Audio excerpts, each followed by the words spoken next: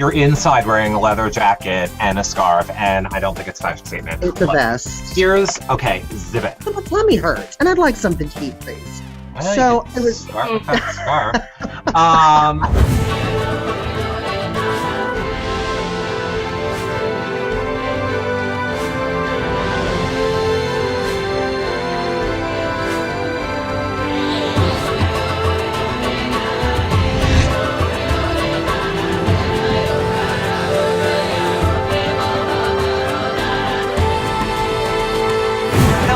Hello, everybody, and welcome to our week 4. I hope, week 4, Survivor. Week 3, episode 4. Thank you, Melissa. Week 3, episode 4 recap of our Survivor show. You guys know the deal. You can follow me over on Twitter. I'm at Reality Recaps. Hey guys, it's John Richardson. So excited to have Melissa on, our Survivor blogger, to give us all the details that Eric and I may miss. You can follow me at Comedy Jonah. Hi everybody, I'm Melissa. I blog about Survivor. I'm also blogging about The Amazing Race, so check those out. And read my King of the Nerds blog too. Read that. And you can follow me on Twitter at The Dolphin Poet. Yes. And you can read all of that on yourrealityrecaps.com. That's correct. That is true. Now, John, you need to calm down because you're clearly very cold, and I need to tell people some things. You're freezing. Heart. I can feel your black heart all the way on the West Coast. I mean, you're inside wearing a leather jacket and a scarf, and I don't think it's a fashion statement. It's the best. Okay, zip it. Here's what I have to tell everybody, and then I'll let you tell them something, I promise. I don't want to say anything. Thumbs up and subscribe to this YouTube channel. It really helps support our shows, as does using the Amazon.com link on our homepage to start any online shopping you guys need to do. You don't pay any more, and we get a little bit back. Of course, like Melissa said, she is blogging Amazing Race right now and Survivor. She just was doing King of the Nerds 2, which are all really good. If you like the comedic stuff that we do, you should totally check out our blogs because she makes them like little funny cartoons with sayings, and they're very good. I love Melissa's blogs. Dana, our other blogger, is of course covering Big Brother Canada. We're going to start having some interviews, I believe, starting next week with the Big Brother Canada people.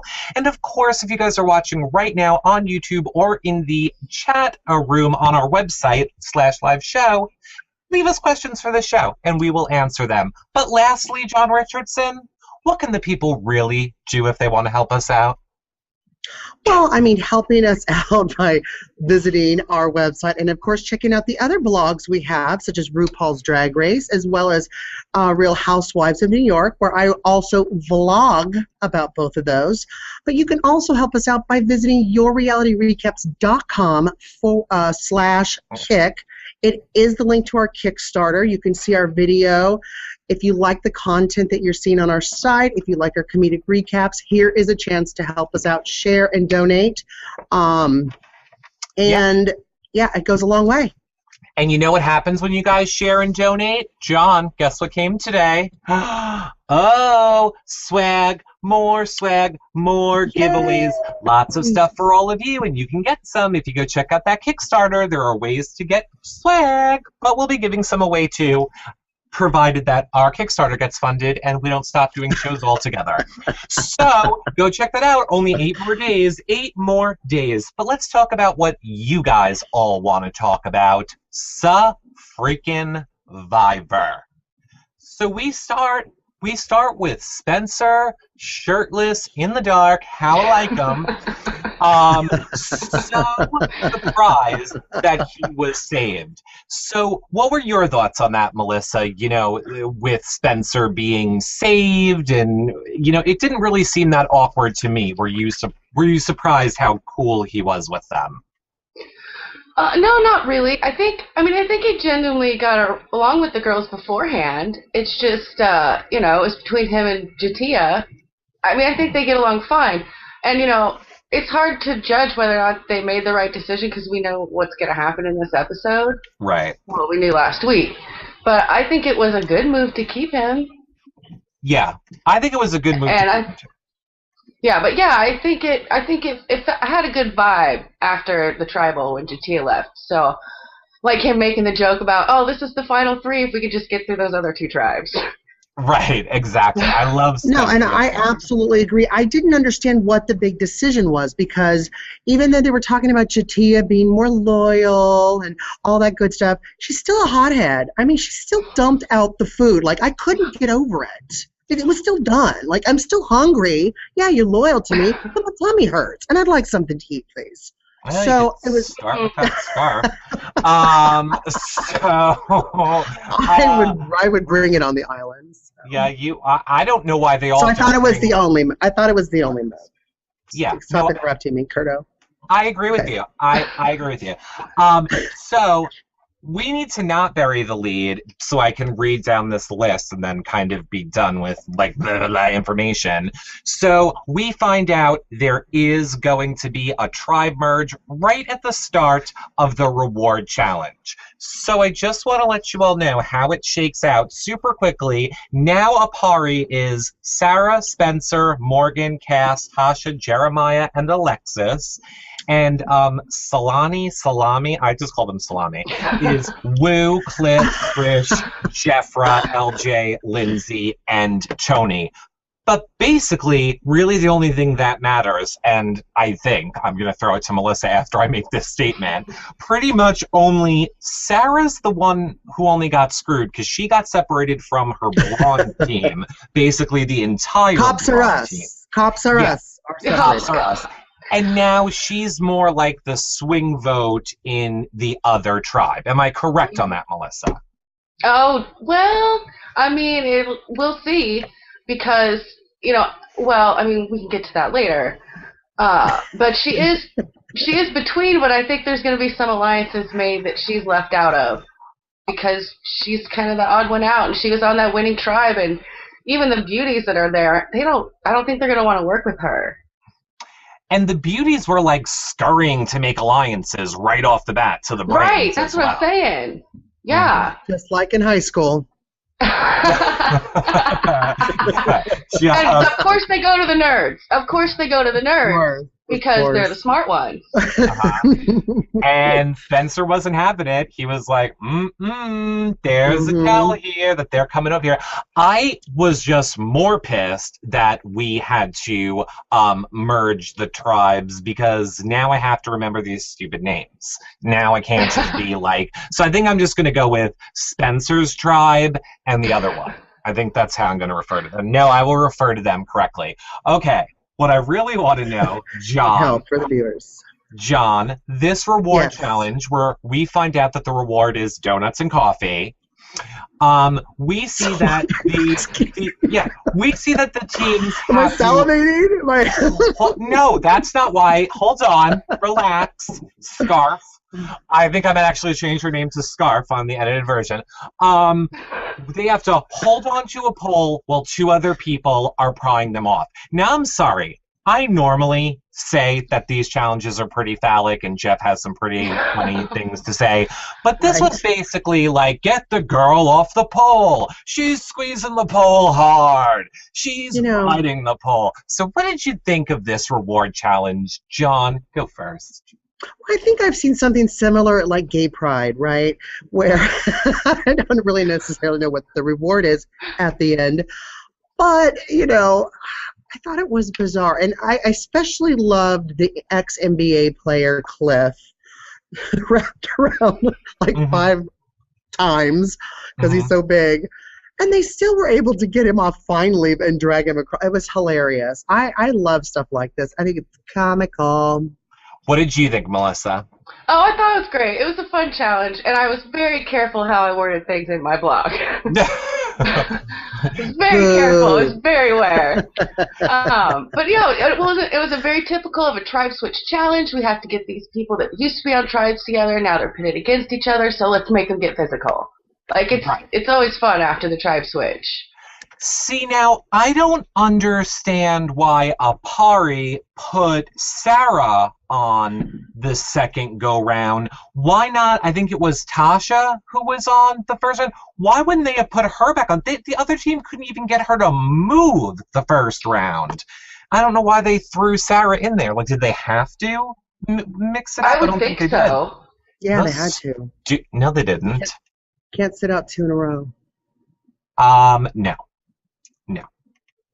As we saw last week, when Spencer just kept getting to go up on the platform, jump in the water, get the ball, throw it back, up on the water, down. Apparently, anybody can do things as much as they want on these Survivor challenges. There were apparently no rules this season. Thanks, Jen. Yeah. So, I thought it was very like almost WrestleMania death match, and I also have to say for Sarah, that's like, again, basic police training. I was a little disappointed with Sarah that she didn't know how to lock her arms correctly or do anything. She should know some of those basic defense moves. Hello. Hello, go. She's a cop and not a criminal. Criminals know how to do that, okay? That's just what I was thinking. Thank you, Melissa. Cops have to know how to do that in case they're in an altercation with somebody or there becomes a situation. Not a criminal. Look, everyone, I am secret police. No, he's not. He's a criminal. That's why he knows how to do that. Well, depending who you ask. Depending who you ask. Okay, so let's move on. Apari wins. Not surprisingly, they have guys going up against Sarah, and then they have tiny little Spencer trying to get big giant Cliff off that pole. Ain't gonna happen. Not gonna do it. Not surprised. So Apari wins. Back to the beach as we go, where we find out Trish is from where? Massachusetts, Boston. Mm-hmm. Thus, she instantly is in love with LJ, who is also from there, and is not a fan of twerking. That's what I took away from that. Trish loves LJ. They're both from Boston, and Trish doesn't like twerking. What else should I have taken away? She doesn't know what it is because she's old. Remember the arms, the veiny arms last week? Yeah. So I'm going to deflect to Melissa and say, what else should we be taking away from this conversation, Melissa? Well, I kind of got the vibe that maybe LJ wasn't so against the idea with flirting with her a little bit, but maybe I just missed something and need to watch it again. No, he said he would flirt. Whatever he had to do to stay safe, he would do. I would flirt with her. I'd flirt with anybody. I'd even flirt with Eric if it meant I would stay in the game. Would you be wearing that scarf when you were flirting? All I would be wearing is the scarf. Well, it wouldn't work then. So then back on the other beach, on the not on the Solani, on the Apari beach, we see one of what I think is a brilliant move by Sarah, where she realizes she's the underdog here. She's like, ooh, her brain's working, and she's like, maybe somebody didn't take the extra food. I'm going to let that information out and see what happens.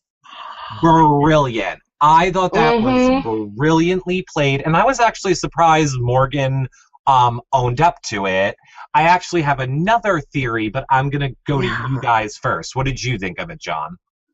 I was shocked that she owned up to it. I would have shut my mouth instead of sit there and not only in her side interview where she's like, oh, she called me out and I hope it doesn't get back to me, burp, burp, burp. And then it coats right back to her talking in complete and utter detail about it.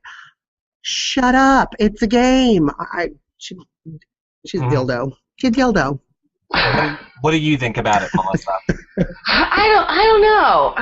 I mean, on one hand, you kind of do just like, you should just come clean. You've got other people from your tribe there. They know. So you might as well just say, yeah, what was I supposed to do? Tell you guys that I went and looked for the clue and didn't find it? Like, I don't know. I'm on the fence about it. So then are we supposed to believe she didn't find the idol? I mean, you know what I mean? We don't know. We know as viewers she doesn't have it, but as far as the rest of her new tribe, we don't know. She could say, yeah, I didn't find it. Untrustworthy. Well, here's what I think. I think it was brilliant that she owned up to it, but she knows she's on the bottom. And again, maybe the editing, maybe we didn't see it and she did do this. I think she should have been like, yep, found it, have it. So don't bother nominating me. If you're on the bottom, if you're on the bottom, isn't that when you don't own up to it? You could make the argument either way, I'm sure. What do you think, Melissa? Yeah, I think you can make the argument either way. We're not there on the island. We don't know what conversations have been we don't know. Right. There could have been a very good reason for her to do that. You just don't know. I say you guys comment below and let us know what you think. I am saying if I was Morgan, I would have been like, yep, I lied. It's the game, and I have the idol. So I think she is on the bottom. At least she is on the bottom, and they can think she might have a little bit of power on the bottom. Yeah, but that cute brunette even said, listen, Morgan has had so many red flags on her. Now she has another one. So that just proves my point of the argument that it was wrong for her to do that. Are you referring to Alexis? Yes. I think you're referring to Alexis, yeah. I wanted to make sure you knew the names. This is a quiz for you. Well, here's what I think is funny about Alexis. When you see her on the show, I think she looks like she's 13. When you see her bio Survivor picture, she looks like she's 40. And I don't get it. It's very... Well, her body is obviously she's not 13 in that black bikini. Okay. No, right. I also just enjoy that we said power bottom. So let us move... Why are you looking at me when you say that? I'm not. Really? Really, Scarf? So what else going into this immunity challenge did you think, is there anything else you want to talk about, Melissa, before we head into the immunity challenge? Yeah. Is there anything you want to talk about the show, Melissa? Yeah. Oh, no, I don't think so. Let's go to the immunity challenge. Okay, brilliant. I just want to make sure I don't leave out any good Melissa points, because I know she is, her blogs are so full of information. Right. I wish exactly, which is why in my head. Which is why we really like you on the show, so we actually stick to the show. Right, so we're not all over the place. They're actually giving facts. Right. Okay, so immunity challenge, once again, is broken down into the phallicness of grab your big pole, smash some wood, and then come over to the challenge, to the puzzle. And it was just very weird. It was very sexual, all of these challenges. I'm just saying, it is very sexual, these challenges. Okay, so I thought it was a good challenge, but what confused me, and Melissa, I think maybe you would know this, why did they have to sit one person out on each tribe? They had an equal amount of people, so why did they sit one out? Was that just for drama? Has that ever happened before? I think it's because of the amount of handholds they could put on that log. Okay. And they could only take 3 people. Hashtag. You can't. Hashtag the. Oh, I'm sorry. You knew that, John? You know the reason was that they couldn't put enough handles on the log? Right. You know why? Because I could count. Okay. See how this is going. Yeah, so I was kind of floored, but I feel like this season, the editing, it's being reversed every episode. I feel like there's always the misdirect, and it's never the spot-on editing. So the fact that the Solani tribe were kind of winning, I was like, oh, I think they're going to lose if they're going right out the bat like this. And sure enough, they did. I was so happy to see Apari win, to have the first win for all of our brains, which are now together. So happy. But where did they go back to? Which is the camp that got given up? Do we know that, Melissa? I think, oh man. I know that one team went to the first team went to the Braun tribe camp. Right. And I think the other ones, I can't figure out if the other ones went to Beauty or Brain, though. Because I'm pretty sure they didn't tell us on the show. I just thought maybe you would know. But wouldn't it make sense that they wouldn't have gone to the Brain tribe? Because the Brains never won anything, so they would have had the least of the rewards. Right. That's what I'm thinking. No food, no food. Right, that's true. Want to come to our no food bag and no tarp? Come on, housewarming party. I should also say quickly that Michael in the chat room says, New Brain Tribe stood no chance against the others. They had men versus their 2 guys. And he's referring to the first reward challenge by saying that it was kind of outmatched by being guys versus the girls. So yeah, I think the immunity challenge, it also didn't seem too hard. I mean, maybe I'm wrong. The rolling of that log to like just they made it seem like it was such a complicated puzzle. Well, considering you couldn't see all the way around it, because it went all the way around it. So, like, you wouldn't be able to see parts. Stop it, John.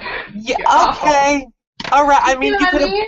Could you put one person on each side of the ball? Like, hey, you're going good. No, we couldn't. I liked how Spencer... I don't know.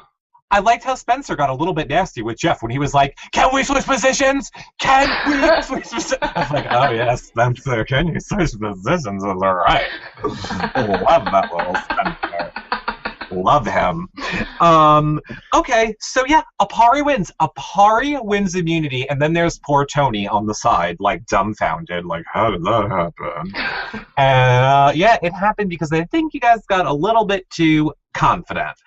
So back we go now, back over to the Solani tribe, where it is now the mad dash scramble of Trish wants to get out Cliff. So why don't we just start there? Are we buying Trish's reasoning for wanting Cliff out? Like she says he doesn't do anything, he's kind of bossy. Are we buying that, Melissa?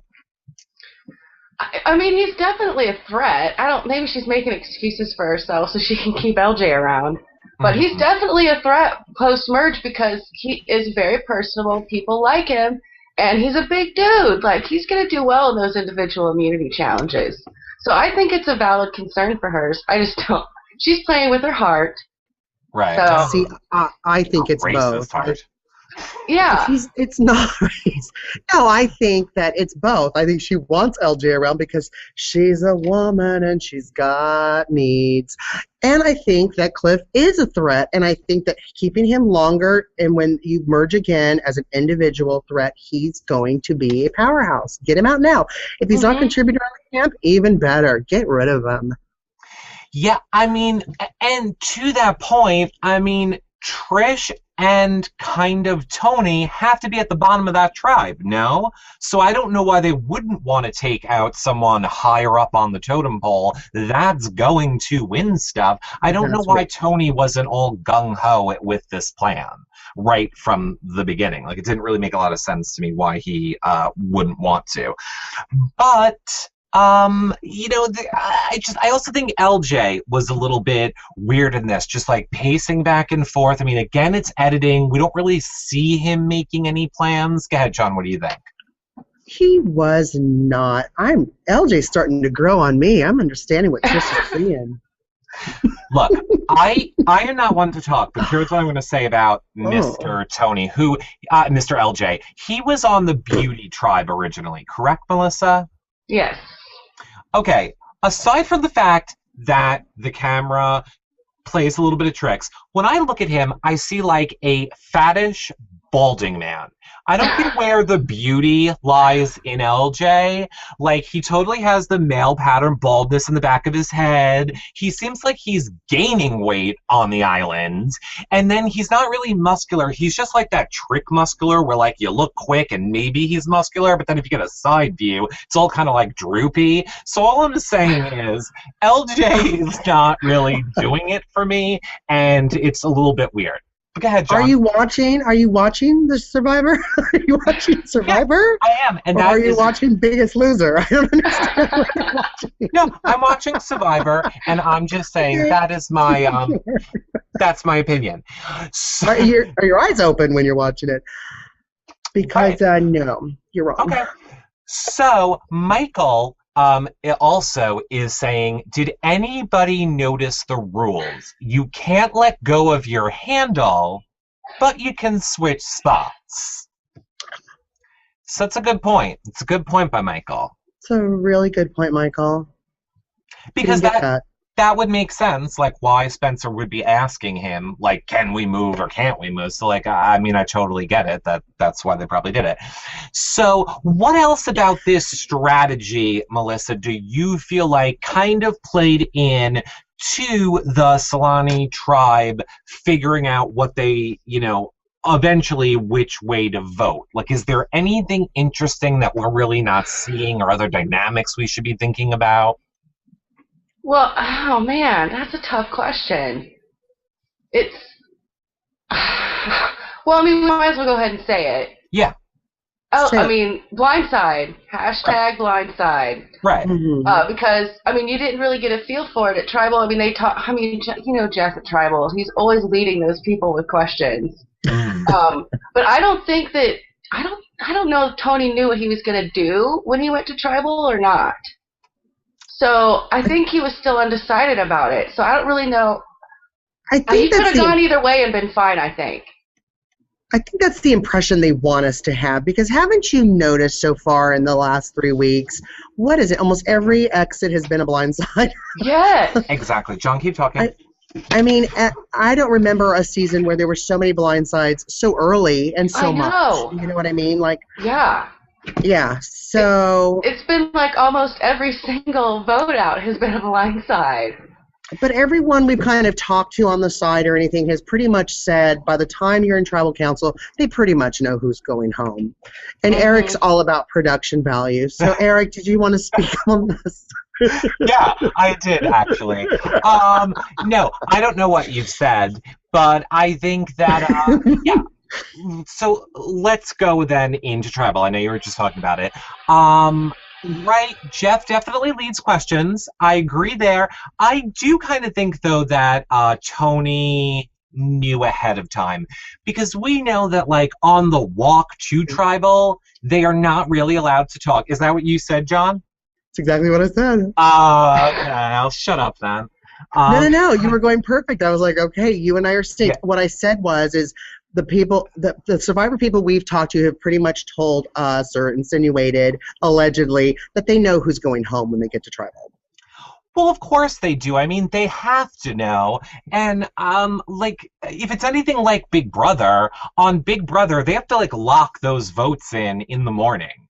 So, when they sit down to vote and are like, I vote to evict Amanda, that's not like a spur of the moment. Like, those pleas mean nothing on Big Brother. I hate to ruin it all for you. They have to lock in their votes in the morning. The little plea means nothing. It's all bells and whistles. So I wonder if it's like that for Survivor as well. I also don't know why I am holding my little spatula for this. I think you're digging your own. And note things out about. So yeah, we see that Cliff was blindsided, but I think it plays into this whole going back to the numbers. Did Aparu really mess this up? Like, all the original, because they were Brawn, right? Mm-hmm. All the original Brawn tribe had to do was just stick together and kick off the other people that came in. And who was that? Was it Morgan? No, it was LJ and Jeffra. Yeah, all they had to do was just pick them up. They could have had 2 more days at least, or 2 more weeks for us, of them all being one solid tribe. And it kind of was brilliant that Trish was able to get in there and kind of break that up a little bit. Mm-hmm. So I was not expecting a play like that from her at all. I was shocked too. Shocked too, because she hadn't done anything really yet. Mm-hmm. I mean, what LJ aside, like, I really didn't see her doing that. I figured she would kind of follow the group and vote how they wanted her to vote. Well, the heart wants what the heart wants, Melissa, and the heart wants LJ. The heart wants LJ round, and that's what the heart's gonna get. Heart on, heart, whatever you want to call it. Yeah, heart on, yeah. No, sounds great.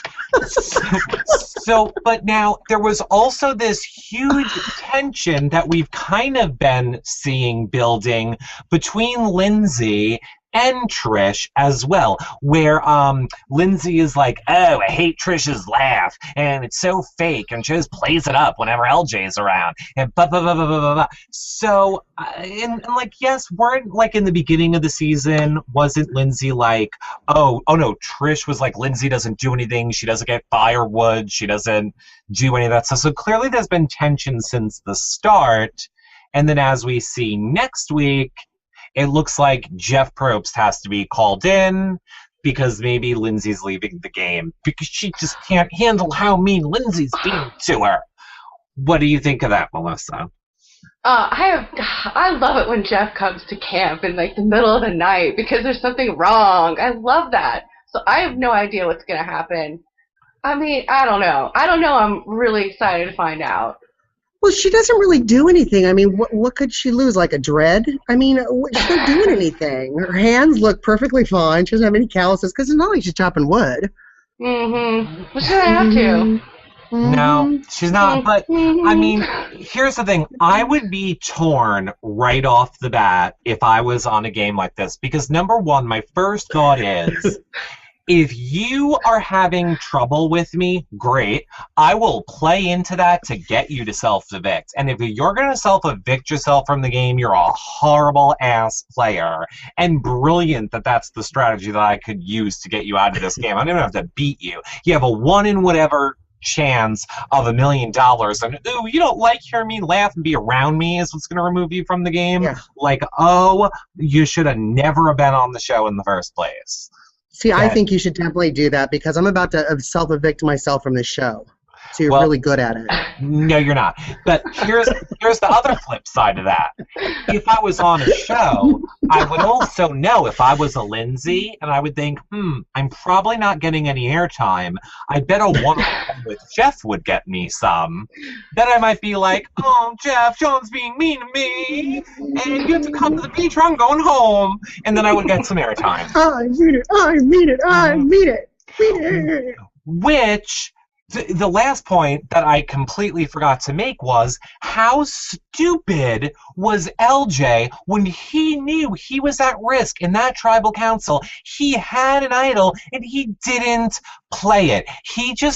That was a 1 or however many there are. So like there are 8. That's an 8 in a million. I'm saying that wrong. I don't know sports. Look, my point is you had a 1 in 8 chance at $1 million and you just risked it all on the hope that your new tribe was going to be honest. You really are stupid. Glad it worked out for you, but you're stupid.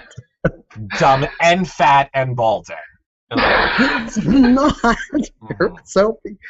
You are bad. You're jealous and bad. Well, look, here's the plus side. But I do agree with you with that. If you ever have like a conversation with him sometime in the future, since you're in love with him, just be like, "Oh, there's an idol in my pants," and I'm probably like, "Oh, really? Idol in your pants? Okay." Stupid. What is the problem? Next time his back's to me, I'll just say, "Can we talk?" Mm-hmm. Can we talk? Right? That's what I think should happen. So I think it was very interesting all around this episode of Survivor.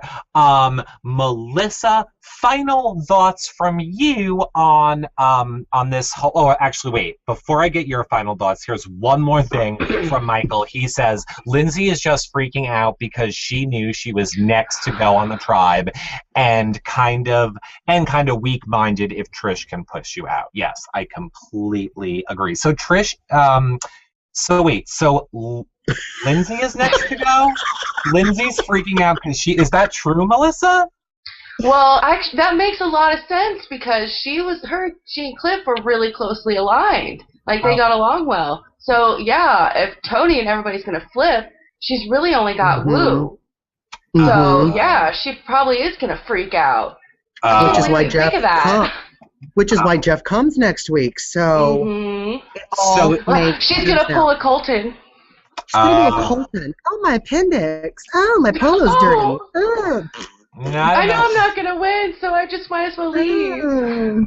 Right, exactly. And Michael is also saying that LJ Spencer and the country model are hot, and I'm wrong about LJ. So Thank you, Michael. Thank you, Michael. Mwah. okay. So Melissa, now what are your final thoughts at this moment? And I want to check in. Are you still sticking with your pick to win for this season? For now, yes. I am sticking with Wu because I think he's a really smart player, and I think he's going to be able to roll with the punches really well with what's going on. And he's not, I mean, we didn't hardly see him in the preview at all, so that tells me that he's just going to let Lindsay have all that drama, which is going to be good for him. Otherwise, it was a great episode. I loved it. I'm probably going to watch it again here in a little bit. I did too. Okay. John, then, final thoughts? Melissa, I agree with everything that you say strategically, but I'm voting with vanity. So mine has been Jeremiah because of my cat, but I'm liking LT now as well. So okay, so you're liking the season, and you want LT and Jeremiah to win. Okay, that's an awesome strategy. I would like, because of your cat, I would like Spencer to win, and I think that this new tribe merge is going to give him new life in this game. So aside from mine, which also started out for vanity reasons as well, I think Spencer is getting a much better footing in this game and has a chance to go much farther. And he's using the picture I took of him as his Twitter icon, so thanks for that. But leave your comments below. Let us know who you guys are saying at this point is your pick to win, what you loved, what you hated about this episode.